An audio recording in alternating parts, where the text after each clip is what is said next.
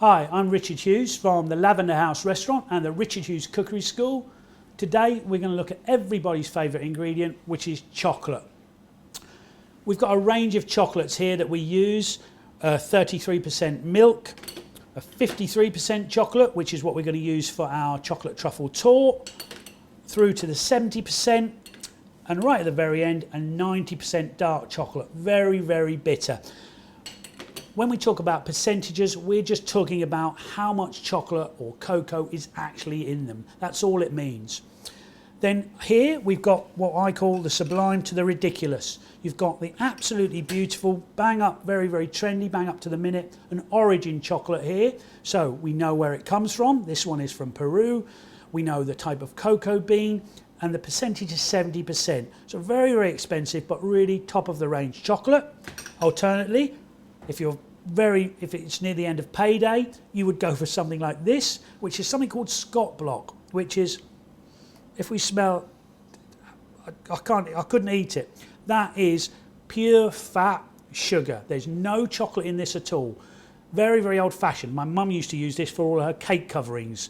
But that's not the sort of thing we want to use for this. This is a very simple recipe and we want the best chocolate we can. So for this, the 53% is absolutely ideal.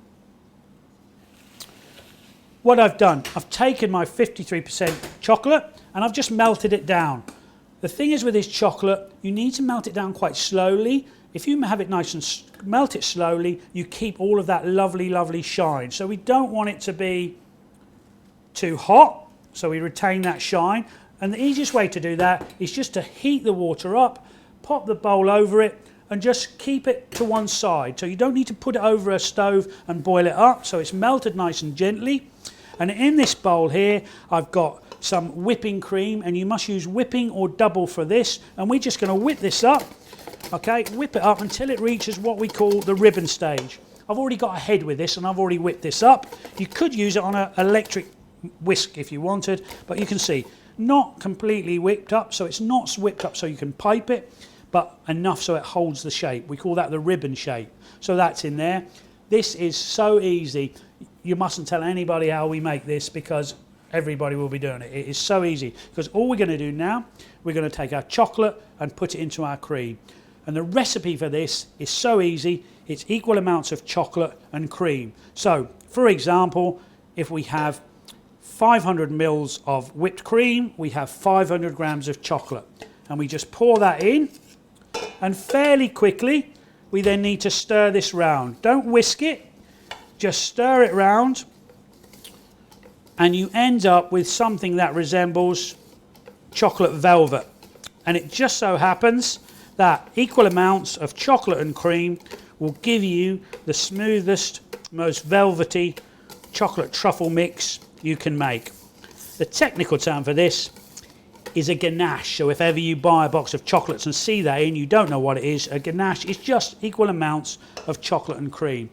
To be honest with you, that to me looks good enough to eat now, but maybe not quite so dainty to use this. So we're going to turn it into a truffle torte, which is a classic French dessert.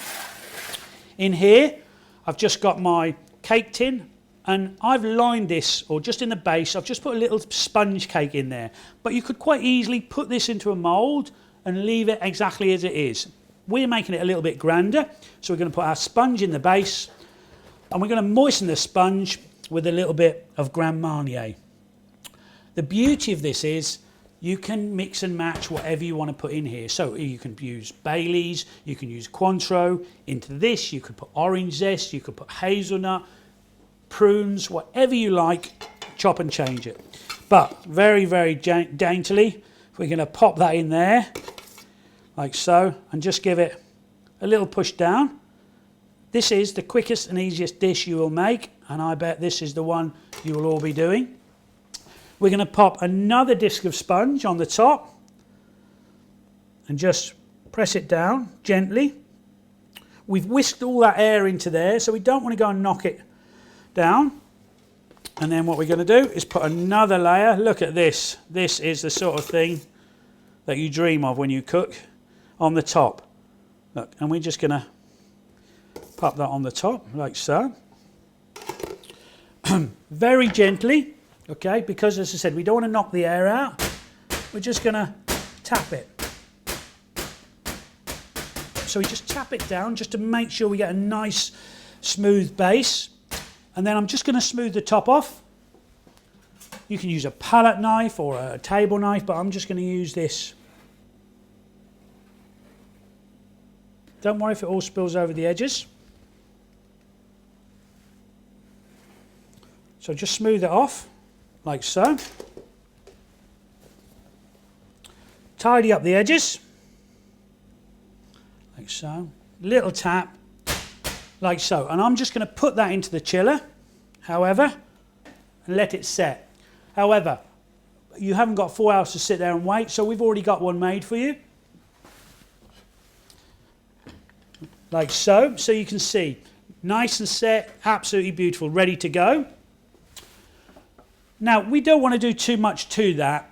This is just very, very simple, classic ingredients. Beautiful ingredients, great chocolate, double cream. We've brought it to life a bit with some sponge and some Grand Marnier, but essentially that is the dish, chocolate and cream. So let's finish this off very, very simply. We're just going to take some cocoa powder and dust that on the top, like so, nice and gently, not too much. Raw cocoa powder isn't particularly nice to eat. If you wanted to, you could put some ice and sugar on there, you could mix it with cinnamon. Again, the choice is yours. But we're just going to very simply dust it with cocoa. And what we'll do now, we'll have a look at that and just see what this looks like. So let's lift it up onto the board. What we're going to do, we're going to just pop our knife in a little bit of hot water so we get a nice clean cut. And we're going to do one. Again, pop it in there so we get a nice clean cut. And two. Okay, so we're going to now present this and we'll have a look at this, exactly what this looks like inside. Just bear in mind how simple this recipe is, but lift it out. Absolutely beautiful layers of the sponge with the Grand Marnier, the beautiful chocolate ganache. This is the simplest dish you will make, but I promise you this will be one of the most popular dishes you do. We're going to pop it on our plate, like so. You can serve it however you wish, just with some whipped cream, maybe with a little bit of creme fraiche, but what we're going to do, we're going to serve it with some ice cream. And again, entirely up to you, whatever flavour you want to do.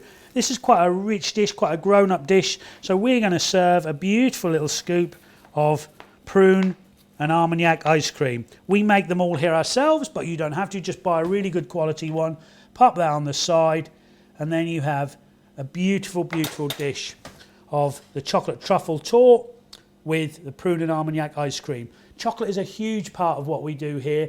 One of our favourite things, most popular things we do, when you have coffee here at the restaurant, we serve you this, which is essentially a cigar box from the old restaurant that used to be here. However, we can't serve cigars anymore, so we actually fill it up with these beautiful homemade chocolates.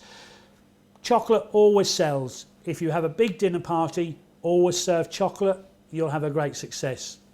Enjoy the recipe. Thank you.